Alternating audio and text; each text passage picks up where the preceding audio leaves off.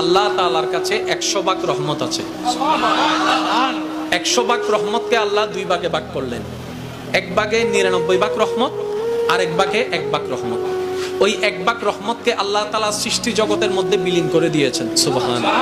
ওই 1 ভাগের ছিটাফোঁটার মায়ার কারণে এই সন্তানের প্রতি মায়ের মায়া, স্বামীর প্রতি স্ত্রী, স্ত্রীর প্রতি স্বামীর ভালোবাসা, বন্ধু বন্ধুত্বের প্রতি ভালোবাসা।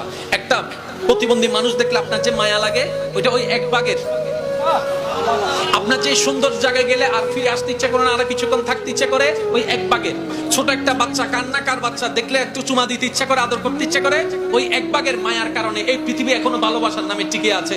বাকি 99 ভাগ রহমত আল্লাহ পাক নিজের কাছে রেখে দিয়েছেন। সাহাবায়ে কেরাম জিজ্ঞেস করে, ইয়া রাসূলুল্লাহ, 1 ভাগের মায়া যদি এতটুক হয়, 1 ভাগের রহমতের ভালোবাসা যদি এতটুক হয়, 1 ভাগের রহমতের মায়া যদি এতটুক হয়, বাকি 99 ভাগের ভালোবাসা যদি একসাথে দেওয়া হয়, রহমত একসাথে দেওয়া হয়, তখন জানি কি অবস্থা হবে। ইয়া রাসূলুল্লাহ, বাকি 99 ভাগ রহমত আল্লাহ রেখে দিলেন কেন? তখন নবী রাহমাতুল লিল আলামিন, আপনার নবী, আমার নবী, আমাদের নবী কি বলেছেন একটু মনের কান দিয়ে শুনুন। নবী রাহমাতুল লিল আলামিন বলে, ওই বাকি 99 ভাগ রহমত আল্লাহ পাক হাসরের দিনের জন্য স্টক করে রেখে দিয়েছেন, হাসরের ময়দানের জন্য স্টক করে রেখে দিয়েছেন। ইয়া রাসূলুল্লাহ, কেন? বলে যে আল্লাহ তাআলা হাসরের ময়দানে ওই 99 ভাগের রহমতকে উন্মুক্ত করে জাহান্নামী বান্দাদেরকে জান্নাতে দেওয়ার ব্যবস্থা করে দিয়েছেন।